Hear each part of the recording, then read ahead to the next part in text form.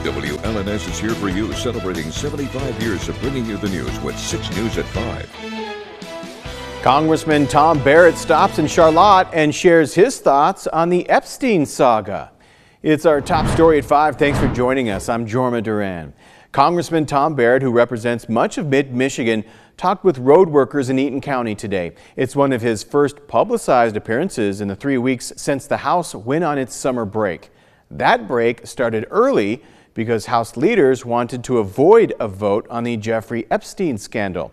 The accused sex trafficker was once a friend of President Donald Trump. So 6 News reporter Delaney Rogers asked Barrett for his take on the situation. She's here for you now, live with what he said. Good afternoon, Delaney. Jorma, I'm here in Charlotte at a construction project where Michigan Representative Tom Barrett was on site. We were able to ask him about his vote on the release of the Epstein files. The Epstein files are a collection of documents and evidence used in the Jeffrey Epstein investigation. These files are not available to the public, but in July, a House subcommittee subpoenaed the Department of Justice to make these public. Representative Barrett says he voted yes for these documents to be released. So I actually was one of the very first Republicans to sign on to the resolution that's already out there pending right now. So it's been my position from the beginning that we ought to have these released, and I think that that's something that ought to be done. We'll have more for you at 6 p.m. regarding Tom Barrett's town hall safety. Here for you in Charlotte, Delaney Rogers, 6 News. Delaney, thank you very much. President Donald Trump is getting ready for his high-stakes meeting tomorrow with Russian President Vladimir Putin, where the #1 topic will be the war in Ukraine. The one-on-one talks are set to take place at a military base near Anchorage, Alaska. CBS correspondent Willie James Inman is in Anchorage with the latest. President Trump says Russian President Vladimir Putin does not want to mess with him ahead of their face-to-face meeting Friday to discuss ending the war in Ukraine. I think that President Putin would like to see a deal. I think if I weren't president, he would take over all of Ukraine. The president once again stressed that the more important meeting will be one that includes Ukrainian President Volodymyr Zelensky. I think President Putin will make peace. I think President Zelensky will make peace. We'll see if they can get along. When asked if he will offer Putin access to rare minerals in exchange for ending the conflict, President Trump said, "We're going to see what happens." The two leaders will meet for the first time since 2019 at Joint Base Elmendorf-Richardson outside of Anchorage. But going in, many see the summit as a win for Putin. For Putin, it's his opportunity to try to strengthen that bond with President Trump. Andrea Kendall Taylor is a former U.S. intelligence official who specialized in Russia. I think to me this summit is first and foremost Putin's ploy to buy more time as he continues a major offensive in Ukraine's east and continues to pummel Ukrainian cities. Ukrainian President Volodymyr Zelensky met with the British Prime Minister Thursday to discuss tomorrow's meeting. Ukraine is not part of the summit, but European leaders have urged President Trump to push for a full ceasefire before discussing exchanging any territory. Willie James Inman, CBS News, Anchorage, Alaska. And of course, be sure to stay tuned to 6 News and CBS News for complete coverage of the Trump-Putin summit. We'll have stories both on air and online at WLNS.com. Meanwhile, a Michigan U.S. Senator is saying the nation should end a presidential power.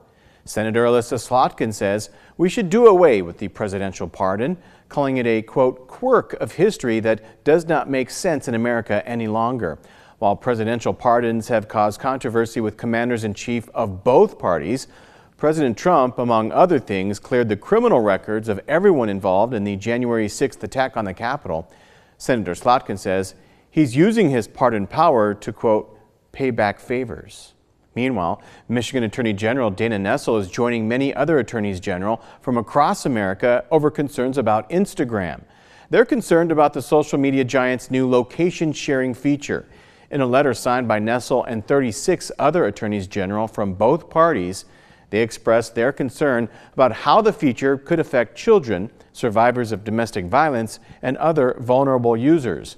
They asked the company to make sure that minors can't use the feature, alert adults to the feature, including the risks of using it, and a simple way to disable it whenever they want. Michigan's unemployment rate remains steady for the month of July, staying at 5.3%.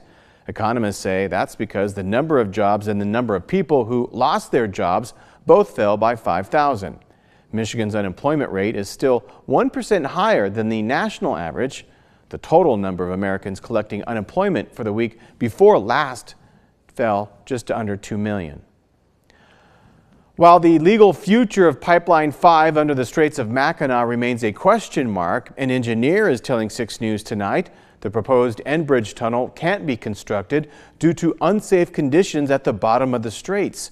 6 News Capital correspondent Tim Skubic talked to him and is here for you now with his thinking.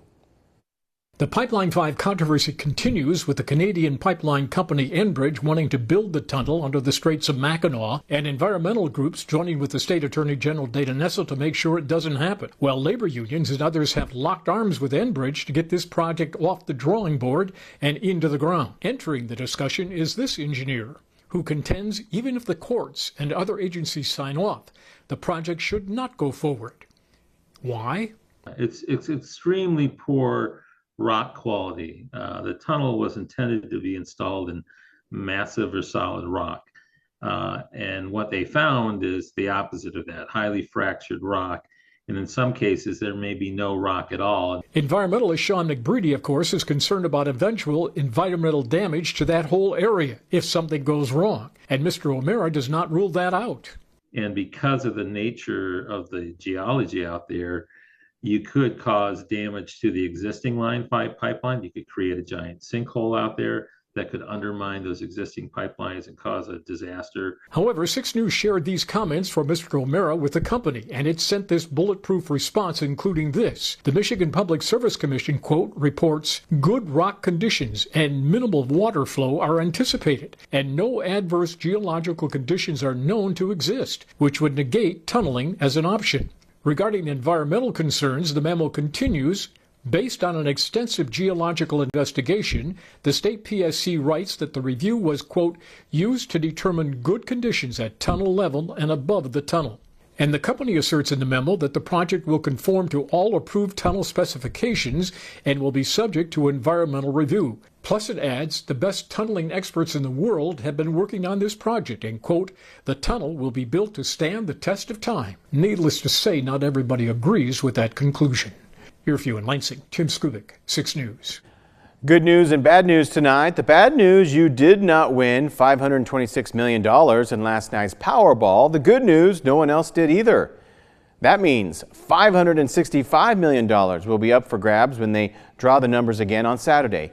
That money would be spread out over 30 years, or you can choose to take the one-time lump sum of $258 million. Of course, the odds of winning are still not great, about 1 in 292 million.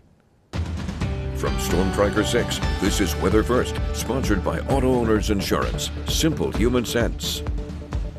I promise you our odds of rain are much better than that for the weekend. We've got some showers and thunderstorms on the way to go along with some heat and humidity we're expected to move in tomorrow and into Saturday. Our 5-day rainfall outlook, over an inch possible over the next 5 days across mid-Michigan. Some spots could see a little bit more than that. When you break it down day by day, okay, we've added a chance for some afternoon showers on Saturday. There already was a good chance for Sunday and Monday, and we've extended those rain chances into Tuesday as well. For obvious reasons, this system may stall out over mid-Michigan. We'll have to deal with that for several days. Satellite and radar showers and storms well to our west today. It's a beautiful afternoon across mid-Michigan. As we look at precision cast tonight through tomorrow morning, Wisconsin, west into Minnesota, that'll be key for us, those areas for thunderstorm development for tomorrow and into Saturday. I'll point out why.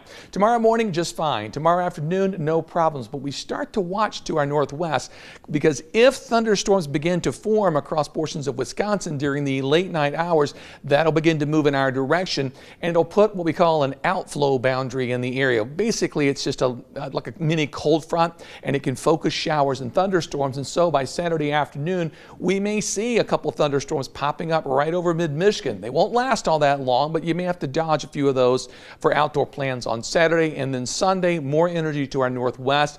As the system stalls out, we'll move overhead, and that will give us a pretty good chance for some storms as as we head into Sunday.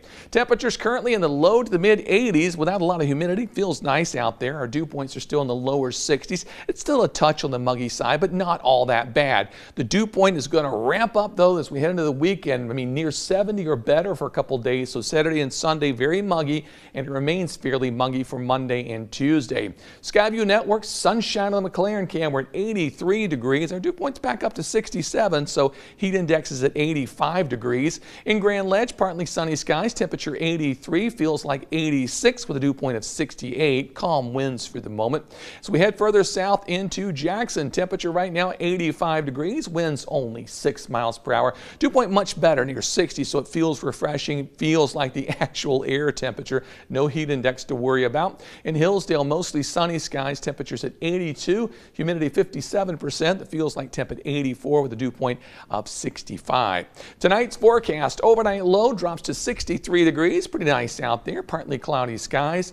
Then for tomorrow, we still got plenty of sunshine on the way. High temperature 88 degrees though. It's going to get warm and you'll start to notice the humidity increasing tomorrow afternoon.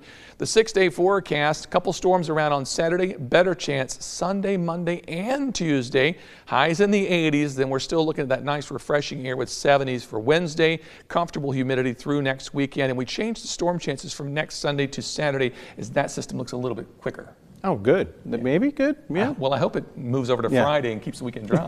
You got that right. We appreciate it. Well, coming up, Social Security turns 90 today, but we'll tell you why many people are saying it's no time to celebrate. And later, if you've noticed Mother Nature making more and more headlines, you're not alone. We'll tell you what a new report says about the state of the climate. So stay right there. 6 News at 5. We'll be right back.